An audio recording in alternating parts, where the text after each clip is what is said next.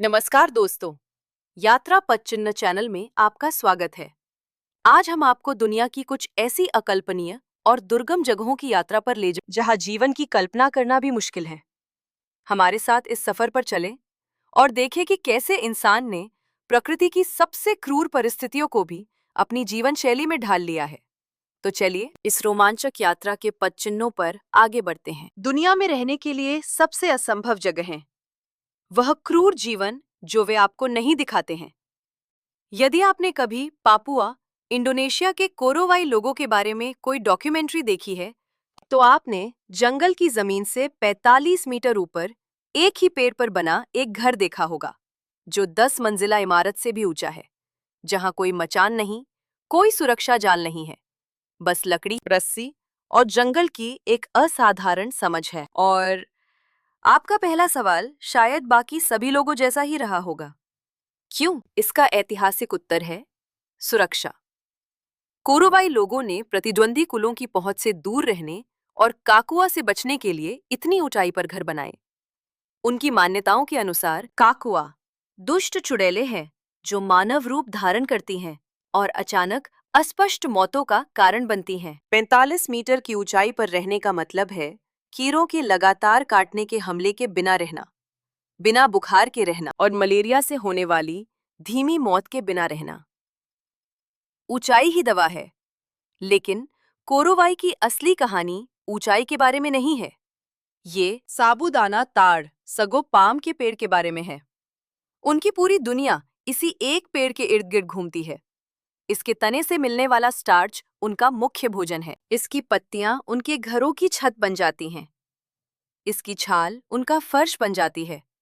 और जब एक सागो तार का पेड़ मर जाता है और सड़ने लगता है, तो ये सागो ग्रब के लिए एक नर्सरी बन जाता है, जो एक मोटा सफेद भृंग का लार्वा है, जिसे कोरोवाई खाने के लिए सबसे बेहतरीन चीजों में से एक मानते हैं।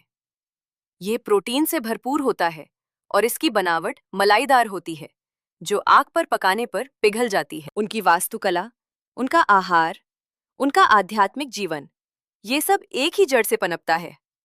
सागो पाम केवल भोजन नहीं है, ये उनकी पूरी सभ्यता की नींव है। हालांकि आज आप टेलीविजन पर जितने भी असंभव रूप से ऊंचे ट्री हाउस देखते हैं, उनमें से कई कोरोवाई लोगों के रहने के लिए नहीं बनाए गए थे, वे कैमरों के लिए बनाए गए थे। विदेशी फिल्म क्रू ने उन्हें बनवाया था। कोरोवाई, जो असाधारण रूप से कुशल निर्माता हैं, उन्होंने इनका निर्माण इसलिए किया क्योंकि उन्हें इसके लिए पैसे दिए गए थे। आज इस समुदाय के अधिकांश लोग जमीन पर सरकार द्वारा प्रोत्साहित किए गए गांवों में रहते हैं। यदि आप कोरोवाई लोगों से मिलने जाते, तो क्या आप ट्री हाउस में सोते या जमीन पर रहते? ट्री हाउस के लिए नंबर 1 और जमीन के लिए नंबर 2 कमेंट करें। हमेशा की तरह इस वीडियो की सामग्री विभिन्न स्रोतों से संकलित और संदर्भित की गई है। यदि कोई गलत या अधूरी जानकारी है, तो कृपया अपनी प्रतिक्रिया हमारे साथ साझा करने के लिए नीचे एक कमेंट छोड़ें। आपका बहुत बहुत धन्यवाद। अब मैं आपको एक ऐसी जगह ले जाना चाहता हूं जिसे वैज्ञानिकों ने एलियंस जैसी जगह बताया है।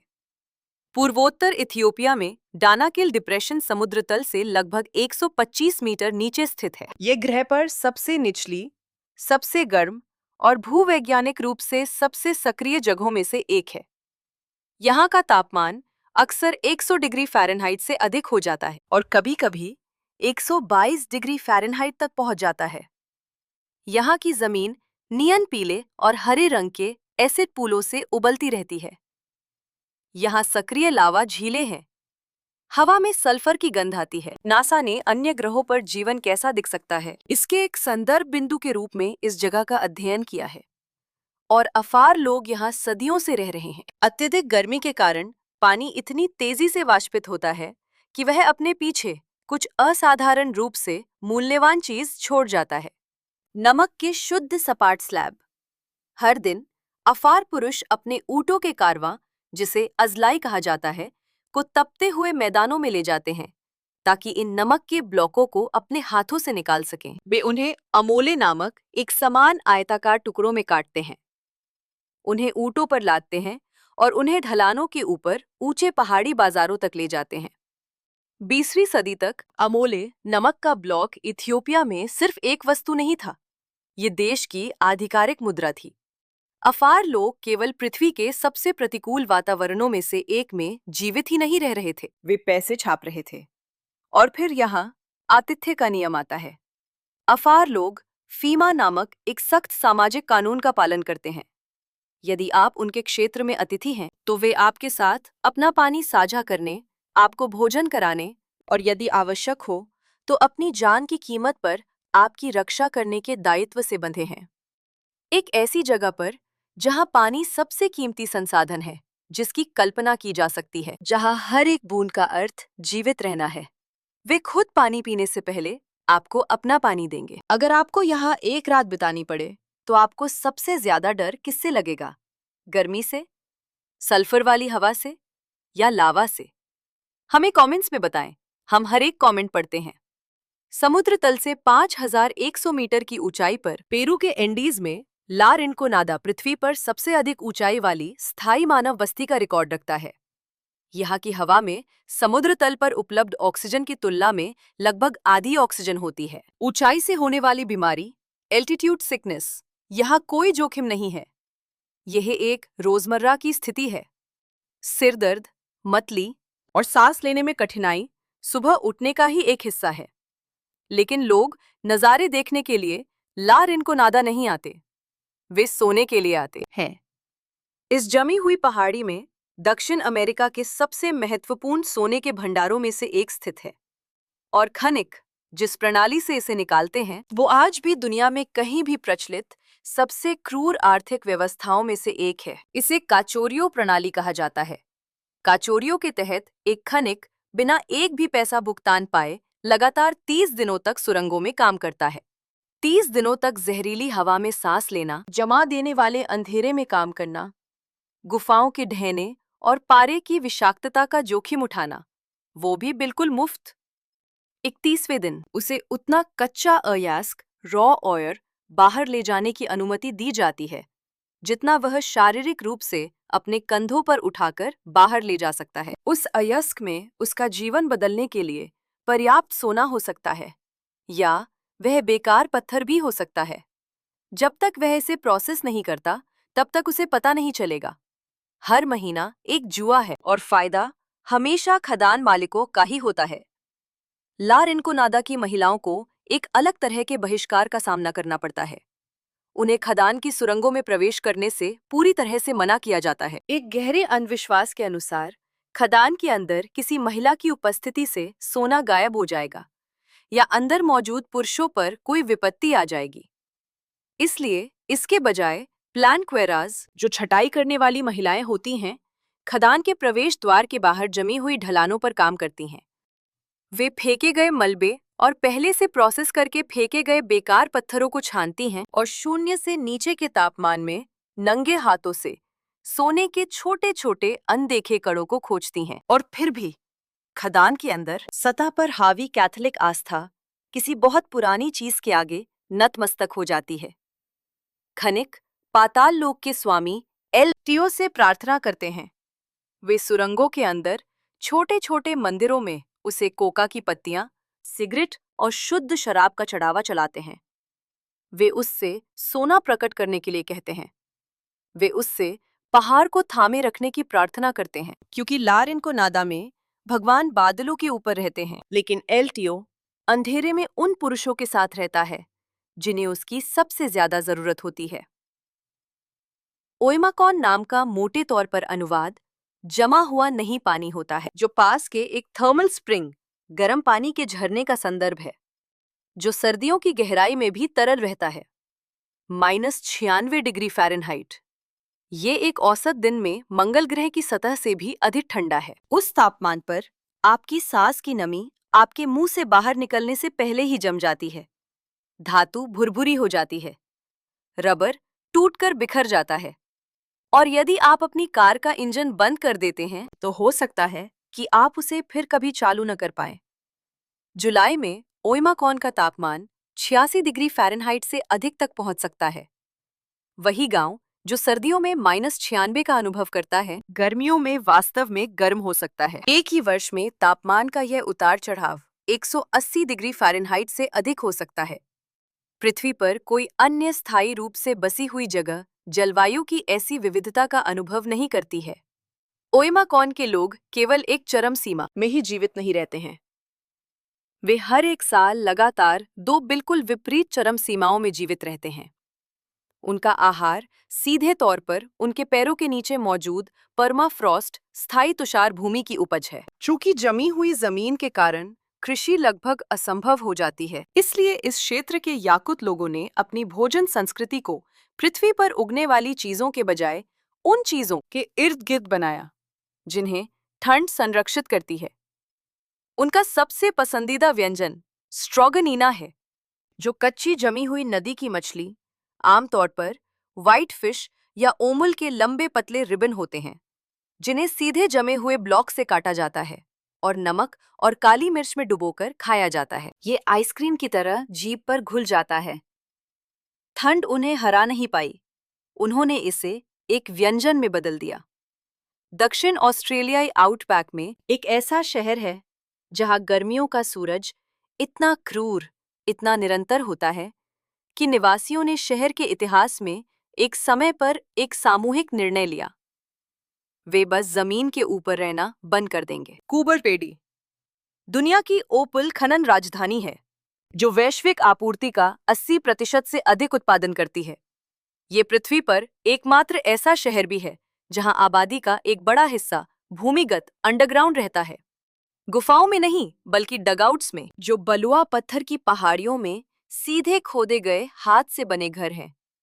और इससे पहले कि आप किसी तंग और अंधेरी जगह की कल्पना करें, मुझे उस छवि को तुरंत सुधारने दें। कूबर पेडी का बलुआ पत्थर उल्लेखनीय दक्षता वाला एक प्राकृतिक इंसुलेटर ऊष्मारोधी है, जबकि सतह 122 डिग्री फ़ारेनहाइट पर तपती है। डगआउट घर के अंदर का तापमान साल भर 73 डिग्री से 77 डिग्री फ़ारेनहाइट तक स्थिर रहता है। किसी एयर कंडीशनिंग की आवश्यकता नहीं है। सर्दियों में हीटिंग की आवश्यकता नहीं है। पृथ्वी स्वयं ही जलवायु नियंत्रण प्रणाली, क्लाइमेट कंट्रोल सिस्टम है। इनमें से कुछ भूमिगत घर तो असाधारण हैं। बलुआ पत्थर की ऊंची मेहराबदार छतें, ओपन प्लान लिविंग एरिया, भूमिगत स्विमिंग पूल, वाइन सेलर जिन्हें किसी रेफ्रिजरेशन की आवश्यकता नहीं होती, क्योंकि जमीन उन्हें स्वाभाविक रूप से एकदम सही तापमान पर रखती है। वहां एक भूमिगत होटल, एक भूमिगत चर्च और एक भूमिगत आर्ट गैलरी भी है। और यदि किसी परिवार को अधिक जगह की आवश्यकता होती है, तो वे किसी ठेकेदार को नहीं बुलाते। वे एक टनलिंग सुरंग बनाने वाली मशीन किराए पर लेते हैं और सीधे दीवार में एक नया कमरा खोद लेते हैं। और यहाँ एक ऐसी बात है जो कूबर पेडी को पृथ्वी पर किसी भी अन्य स्थान से अलग बनाती है। कभी-कभी उस नए बेडरूम की खुदाई करते समय उन्हें दीवार में ओपल मिल जाता है। नवीनीकरण का खर्च अपने आप ही निकल आता है। उनके पास एक गोल्फ कोर्स भी है। इसमें कोई घास नहीं है, घास का एक तिनका भी नहीं। फेयरवे, गोल्फ का मैदान, रेगिस्तानी मिट्टी से भरे हुए हैं और हर गोल्फर टी ऑफ करते समय गेंद के नीचे रखने के लिए अपने बैग में कृत्रिम घास, आर्टिफिशियल टर्फ का एक छोटा चौकोर टुकड़ा ले जाता है। गर्मी से बचने के लिए वे रात में फ्लड लाइट्स में खेलते हैं। कूबर पेडी ने खुद को रेगिस्तान के अनुकूल नहीं बनाया, यह उसके नीचे चला गया।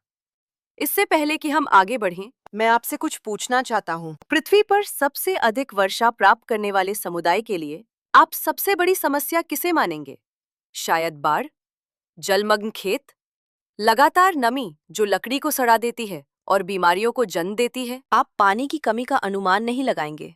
और फिर भी यही वह विरोधाभास है जो पूर्वोत्तर भारत के मेघालय राज्य के एक गांव मावसिन राम में जीवन को परिभाषित करता है, जिसे आधिकारिक तौर पर गिनीज वर्ल्ड रिकॉर्ड्स द्वारा पृथ्वी पर सबसे नम, वेटेस्ट स्थान के रूप में मान्यता प्राप्त है। मावसिन राम में हर साल औसतन लगभग 12 मीटर बारिश होती है। इसे समझने के लिए लंदन में सालाना लगभग 0.6 मीटर बारिश होती है। मावसिन राम में उस मात्रा का 20 गुना अधिक वर्षा होती है। मॉनसून के मौसम में बारिश गिरती नहीं है, ये हमला करती है। हवाएं इतनी तेज और इतनी निरंतर होती हैं कि एक सामान्य छतरी कुछ ही सेकंड में बेकार हो जाती है। सड़क पार करने से पहले ही ये उलटकर फट जाएगी और नष्ट हो जाएगी। इसलिए मावसिन राम के खासी लोगों ने कुछ बेहतर आविष्कार किया। वे बांस और सूखी ब्रूम ग्रास, झाड़ू वाली घास से बना कछुए के खोल के आकार का एक बड़ा रेन शील्ड, बारिश से बचने का कवच बुनते हैं, जिसे कनूप कहा जाता है। इसे सिर के ऊपर पहना जाता है और पीठ और कंधों पर लटकाया जाता है, जो पूरे ऊपरी शरीर को पोर्टेबल छत की तरह कवर करता है। इसका डिजाइन वायुगतिकीय एरोडायनेमिक है, जो हवा को इसके अंदर फंसाने के बजाय इसके चारों ओर से गुजरने देता है। और क्योंकि इसे हाथ में पकड़ने के बजाय शरीर पर टिकाया जाता है, इसलिए दोनों हाथ पूरी तरह से मुक्त रहते हैं। एक किसान मूसलाधार बारिश में चावल रोप सकता है। एक महिला बाजार तक सामान ले जा सकती है। एक बच्चा स्कूल जा सकूरी तरह से ढके हुए होते हैं और दोनों हाथ काम कर रहे होते हैं। ये दुनिया में कहीं भी किसी भी संस्कृति द्वारा निर्मित कार्यात्मक डिजाइन के सबसे सुंदर नमूनों में से एक है, और मेघालय के बाहर लगभग किसी ने भी इसके बारे में नहीं सुना है। प्रतिवर्ष लगभग 12 मीटर बारिश होने के बावजूद हर सूखे मौसम में मावसिन राम पानी की गंभीर किल्लत से जूझता है। दिसंबर तक नल सूख जाते हैं, नदियां सिकुड़ जाती हैं, समुदाय पीने का साफ पानी खोजने के लिए संघर्ष करता है। इसका कारण यहाँ की भौगोलिक स्थिति, टेरेन ही है। मेघालय की पहाड़ियां खड़ी, पथरीली है और काफी हद तक पानी को सोखने या रोक कर रखने में असमर्थ हैं। जब मॉनसून आता है तो बारिश जमीन में नहीं समाती है। ये भयानक गति से ढलानों से नीचे गिरती है और सीधे बहुत नीचे बांग्लादेश के मैदानी इलाकों में बह जाती है। पानी वहां 4 महीने तक रहता है और फिर गायब हो जाता है, और जमीन इसमें से लगभग कुछ भी रोक नहीं पाती। पृथ्वी पर सबसे नम स्थान साल के आधे समय तक प्यासा रहता है, और फिर यहाँ जीवित जड़ों वाले पुल, लिविंग रूट ब्रिजेस हैं। इस क्षेत्र के खासी और जयंतिया लोगों ने सदियों पहले ये खोजा था कि भारतीय रबर के पेड़ की जड़ों को यदि कई वर्षों तक सावधानी से निर्देशित किया जाए तो वे एक नदी के पार बढ़ेंगी और आपस में जुड़कर एक प्राकृतिक पुल बन जाएंगी, जो एक बार में दर्जनों लोगों का भार सहने के लिए पर्याप्त मजबूत होगा। इनमें से कुछ पुल 500 साल से अधिक पुराने हैं, कुछ की लंबाई 30 मीटर से अधिक है। वे बारिश में सड़ते नहीं हैं, उनमें जंग नहीं लगता।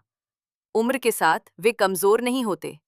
हर साल वे और भी मजबूत होते जाते हैं, क्योंकि जड़ें बढ़ती और आपस में उलझती रहती हैं।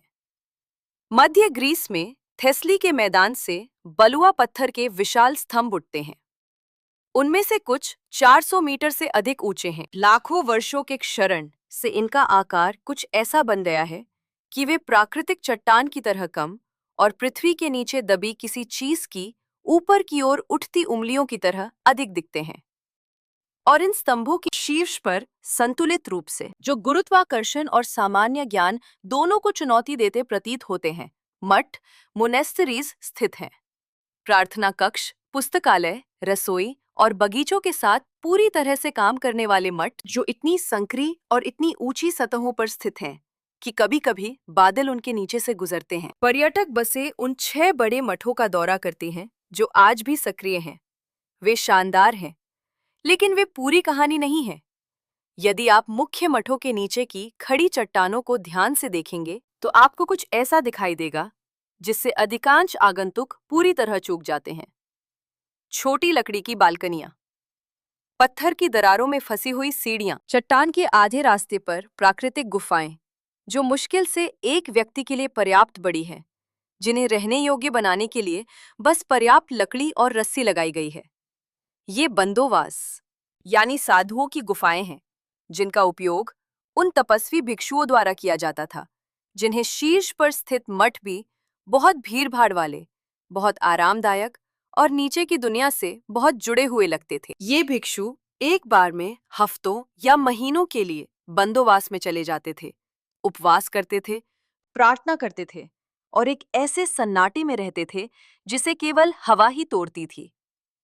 उनमें से कुछ का उपयोग आज भी किया जाता है, और फिर ये सवाल उठता है कि शुरुआत में कोई वहां कैसे पहुंचा।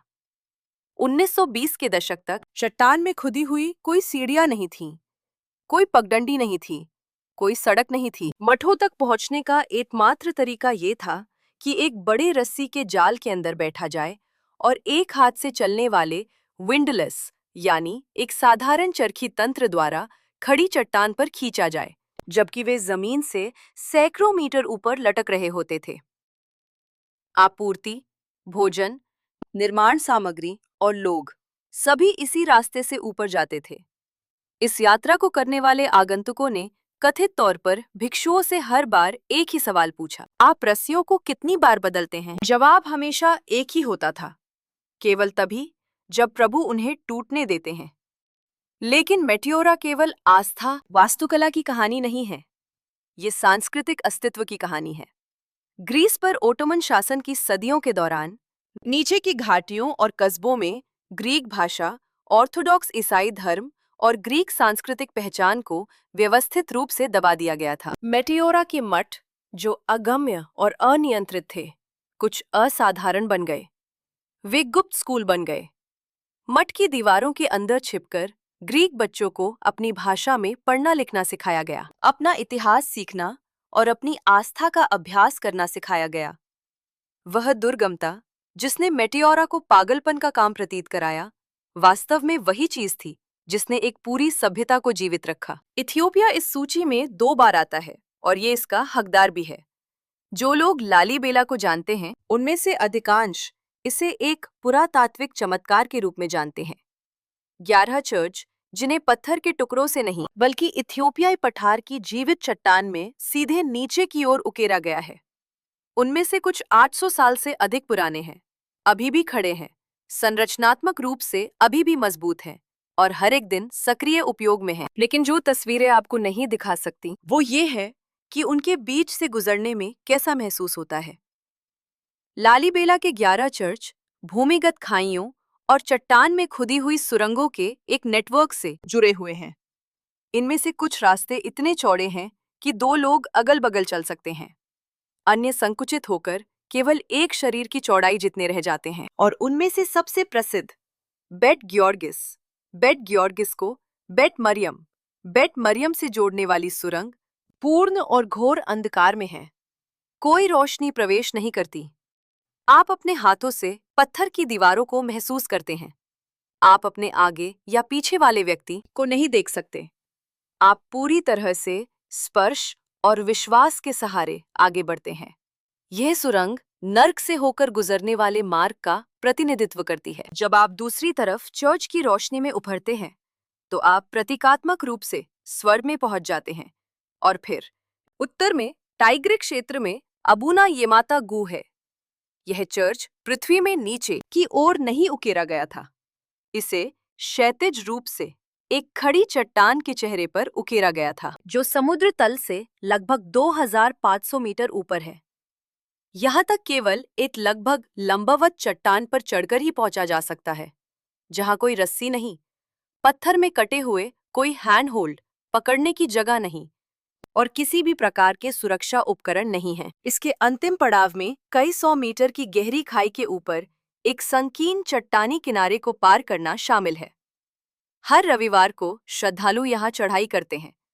बुजुर्ग पुरुष और महिलाएं, अपनी पीठ पर शिशुओं को ले जाने वाली माताएं और ऐसे बच्चे जो ये समझने के लिए पर्याप्त बड़े होने से पहले से ही ये चढ़ाई कर रहे हैं कि चर्च क्या होता है, वे इसे नंगे पैर करते हैं, क्योंकि आप किसी पवित्र स्थान में प्रवेश करने से पहले अपने जूते उतार देते हैं और पवित्र स्थान चट्टान के आधार से ही शुरू हो जाता है।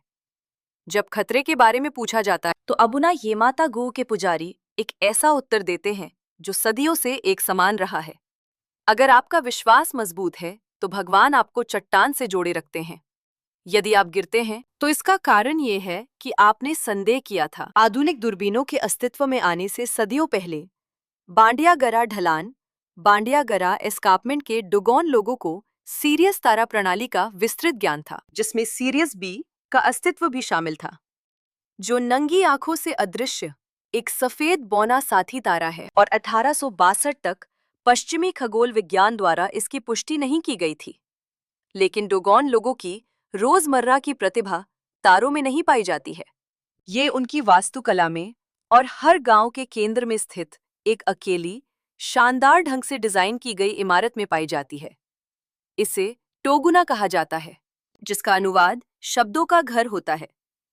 टोगुना एक खुले किनारों वाला आश्रय स्थल है, जहां गांव के पुरुष सामुदायिक मामलों पर चर्चा करने, विवादों को सुलझाने और सामूहिक निर्णय लेने के लिए इकट्ठा होते हैं। ये डोगोन समाज की संसद, अदालत और सामुदायिक केंद्र है, और ये सब एक ही संरचना में है। और इसकी सबसे महत्वपूर्ण विशेषता इसकी छत है। टोगुना की छत बाजरे के डंठलों की 8 परतों से बनी होती है, जिन्हें मोटा और नीचा रखा जाता है। इतना नीचा कि अंदर सीधे खड़ा होना शारीरिक रूप से असंभव है। एक वयस्क पुरुष को हर समय बैठा ही रहना चाहिए। यदि कोई विवाद गर्मा जाता है, यदि आवाजें तेज हो जाती हैं और गुस्सा भड़क उठता है, और किसी आदमी की स्वाभाविक प्रवृत्ति खड़े होकर अपने सामने वाले व्यक्ति का सामना करने की होती है, तो छत उसे रोक देती है। उसका सिर छत से टकराता है। वो वापस अपनी सीट पर बैठने के लिए मजबूर हो जाता है। वास्तुकला स्वयं ही शांति लागू करती है। डोगोन लोगों ने संघर्ष समाधान, कॉन्फ्लिक्ट रेजोल्यूशन को अपने बैठक घर की छत की ऊंचाई में ही समाहित कर दिया। उनके अन्न भंडार ग्रैंडरीज में समान रूप से परिष्कृत सामाजिक तर्क शामिल है। पुरुष और महिलाएं पूरी तरह से अलग अलग अन्न भंडार बनाए रखते हैं। पुरुष के अन्न भंडार में परिवार का अनाज का भंडार होता है, वो भोजन जो सूखे के मौसम में सभी का पेट भरता है। लेकिन महिला का अन्न भंडार केवल उसका अपना होता है। इसमें उसका निजी सामान, उसके आभूषण, उसके व्यापार की वस्तुएं और उसकी बचत होती है। एक पति को अपनी पत्नी की स्पष्ट अनुमति के बिना उसके अन्न भंडार के अंदर देखने की अनुमति नहीं है। ऐसे समाज में जहां कोई बैंक नहीं, कोई कानूनी अनुबंध नहीं और कोई औपचारिक वित्तीय संस्थान नहीं है, वहां महिला का अन्न भंडार उसकी आर्थिक स्वतंत्रता है, जो सामाजिक कानून द्वारा संरक्षित है, जिसका हर कोई सम्मान करता है। और अंत में हम दुनिया के छोर पर पहुंचते हैं। शाब्दिक अर्थों में ट्रिस्टन दा कुन्हा दक्षिण अटलांटिक महासागर में स्थित एक ब्रिटिश प्रवासी क्षेत्र है, जो मोटे तौर पर दक्षिण अफ्रीका और दक्षिण अमेरिका के बीच समान दूरी पर है। ये पृथ्वी पर सबसे सुदूर, स्थायी रूप से बसा हुआ द्वीप समूह है।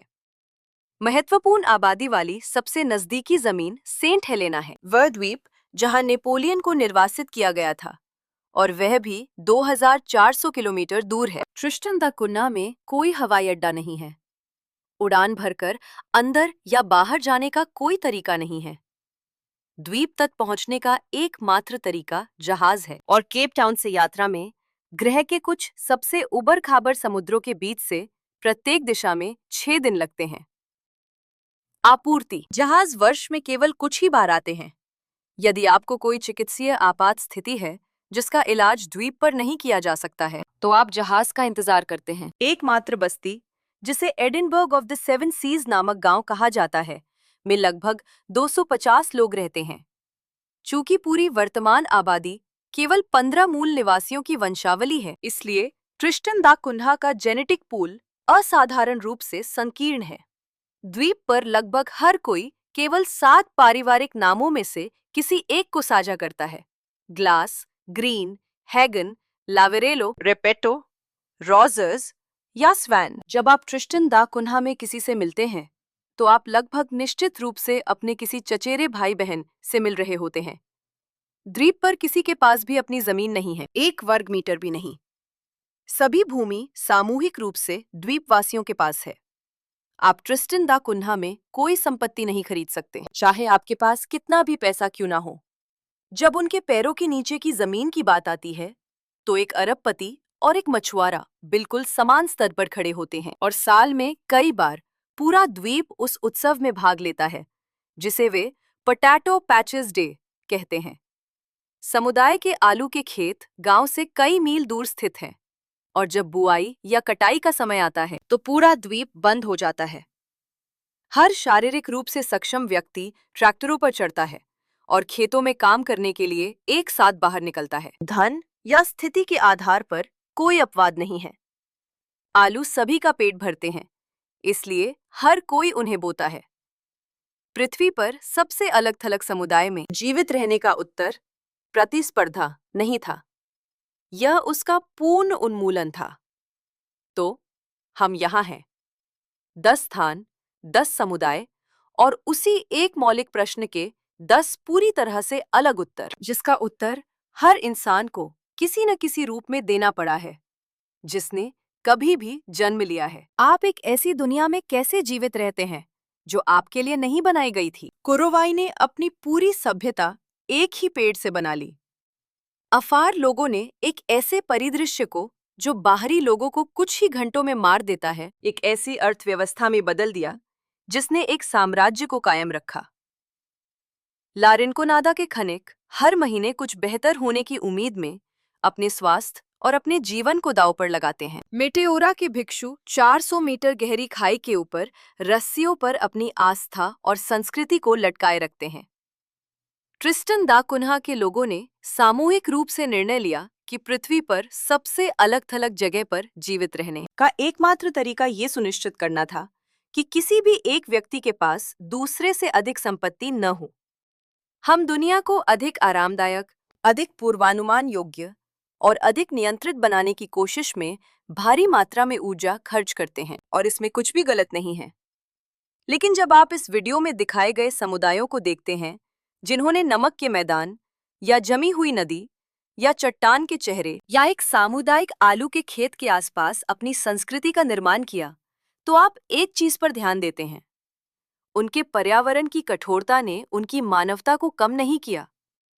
कई मामलों में इसने इसे और केंद्रित कर दिया है। इसने उन्हें आतिथ्य के नियम, निष्पक्षता की प्रणालियां और सुंदरता के ऐसे रूप विकसित करने के लिए मजबूर किया जिनकी मांग आसान परिस्थितियों में कभी नहीं होती। इसलिए असली सवाल यह नहीं है कि वे चरम स्थानों पर कैसे जीवित रहते हैं। असली सवाल यह है कि हमने अपनी दुनिया को रहने के लिए इतना आसान बनाकर चुपचाप क्या खो दिया है। यदि इस वीडियो ने आपका दुनिया को देखने का नजरिया बदला है तो नीचे एक कमेंट छोड़ें और मुझे बताएं कि इन 10 स्थानों में से किस स्थान ने आपको सबसे ज्यादा हैरान किया। और सब्सक्राइब करना ना भूलें। नोटिफिकेशन बेल को ऑन करें ताकि हम आपको हमारे अगले वीडियो में फिर से देख सकें। आज हमारे साथ जुड़ने के लिए आपका बहुत बहुत धन्यवाद। मुझे आशा है कि आपको इसमें मजा आया होगा। आपका समर्थन वास्तव में हमारे लिए सब कुछ है। आपको ढेरों शुभकामनाएं। यात्रा पद चिन्ह के साथ इस रोमांचक सफर के अंत तक बने रहने के लिए आपका दिल से धन्यवाद। हम जल्द ही प्रकृति और इंसान के बीच की एक नई अद्भुत कहानी और एक नई यात्रा पर फिर मिलेंगे। तब तक के लिए सुरक्षित रहें और जीवन के नए पद चिन्ह तलाशते रहें। अलविदा।